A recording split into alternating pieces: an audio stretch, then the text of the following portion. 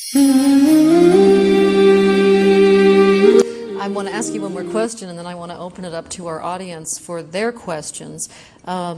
Terrorist killing in the name of Islam, you say, is not the true Islam. Describe the true Islam, the 5 pillars, if you will, to help explain for those who don't know what exactly the doctrine or the underpinnings are of this religion.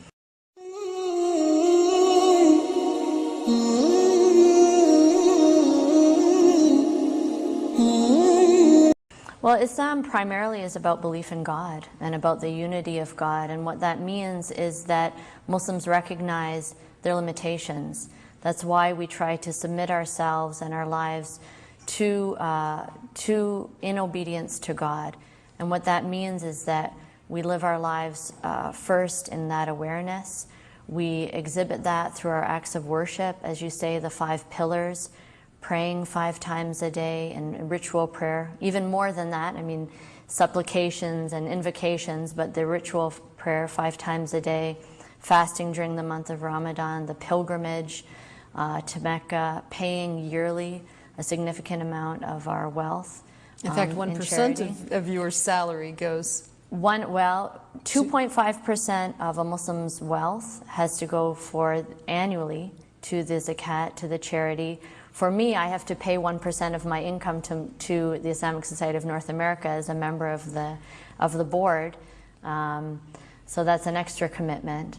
But all of these things are to show our gratitude to God, and that's what Islam really is about. It's about showing gratitude for all of the things that He's given us, even our own selves, our ability to speak and to live in community with each other and try to live in the most merciful and humane way that we can. Is there a question in the audience? Yes, I wondered whether you were concerned about the potential for the radical Islam group to become involved in mosques around the United States and sort of dominate the voice of Islam in the United States, and what you and your organization could do in response to this. That's a great question, thank you. The challenge in American Islam in particular is that we do not have a hierarchical church structure. In fact, we have a very loose kind of voluntary association, and because of that, each community is individual. So there's no, our organization has no authority to go into any mosque and demand that they run a certain way or speak a certain way. But what we can do and what we are doing is developing a set of best practices for mosques and Islamic centers to develop guidelines for those communities, how their governance structure should work, what qualifications there should be for imams, what are the kind of, what's the kind of training that an imam should have, and to then, once we have developed these guidelines, offer training programs. So we have a number of training programs for imams to help them understand their context, especially if they've come from another country, because the reality is that many communities are still bringing imams who have been trained in other countries, who may be good preachers, they may be good theologians, but they don't understand necessarily the context of their community here. So we're putting a lot of energy into that, trying to help orient them, train them, and then ultimately and ideally have our own seminaries in this country where we can have our own children and our own young people be a generation of leaders. You say that American Muslims have a special obligation to help stop the violence that is committed by Muslims in the name of Islam. Why do American Muslims have this special duty to do that? Well, as I said before, we don't necessarily have any special power, but we do have an obligation because we have the freedom to talk about these issues. And the reality is that most Muslims in the world live in environments where they don't have that freedom because their political rights are suppressed, their freedom of speech is very limited, They may not have access to the resources that we have. So there's a moral obligation for us to exercise that kind of leadership. And it doesn't mean there's anything special or unique about Americans, but we have this rich, diverse Muslim community. We have Muslims from every part of the world.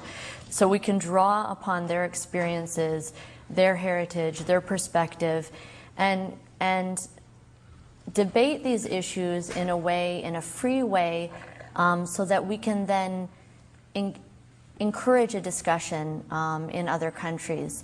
The other thing is that we're Americans, we're part of this country, and the United States is heavily engaged in Muslim countries, in their economic policies, their political policies. So we also need to look at it as American citizens. How can we be a bridge of understanding between the United States, our policies, and Muslims in other countries? Go ahead. Well, you alluded to the responsibilities of being a Muslim American, but I wonder if you could say, given the sort of stereotype that is sort of pervading even before 9/11, I mean, I was reminded that in the Oklahoma City bombing, the initial attribution was to Muslims, or at least Arabs. How do you advise members of your group, and particularly young people, I guess I'm interested in knowing, about dealing with that stereotype and still exercising their freedom of speech as Americans? I'm really glad you brought up young people, because they're the ones that I'm most concerned about, and I'll tell you why. This kind of stereotyping and distrust of Muslims is having a large negative effect on them.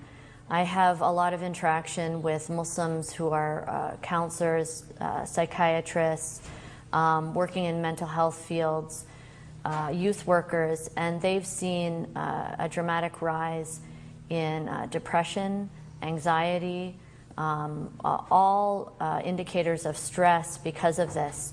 They feel that they can't present themselves just as they are, but they have to somehow explain or prove themselves that they aren't violent. They're just kids. They don't know. They don't understand what's going on in the world, but they're being asked to explain these things. So it's really problematic, and this is where, as a community, we need to work with teachers and those who touch the lives of young people to alert them to this dynamic and try to find ways to ease their stress somewhat. The only solution really is education. It's challenging for a community, a minority community that's at most 2% of the population, to impact the other 98% of the population in a positive way with their message, when at the same time we're constantly being bombarded with images overseas of war in Iraq, of this kind of violence. So it's an enormous challenge, but I have to say that we're also very fortunate that we are not alone in doing it. There are so many faith-based organizations, interfaith groups, other religious organizations who are sincere in wanting to help us and to help get that message out. And we have, in my work at Hartford Seminary, I interact with priests and ministers who themselves are educating their congregations on Sundays and saying, we cannot fall back into these old patterns of collective guilt and stereotyping. So to me, that is proof of really the best that is in American society, and it makes me hopeful even amidst all of the bad news. And we'll take another question. In just a moment, we'll get a microphone to you, so until that microphone gets there. There was a recent Gallup poll that showed that nearly 40% of Americans admit prejudice against or towards Muslims, and also that 1 in 5 Americans said they would not want a Muslim as a neighbor. How do you respond to that? Well, what's interesting is the other statistic, that the majority of Americans who have a positive view of Muslims do so because they have a Muslim neighbor or a Muslim friend or a co-worker. So I think that shows that the problem really is that of the fear of the unknown, or maybe the fear of the image that's being projected. that really is the challenge. And certainly programs like this and others are doing their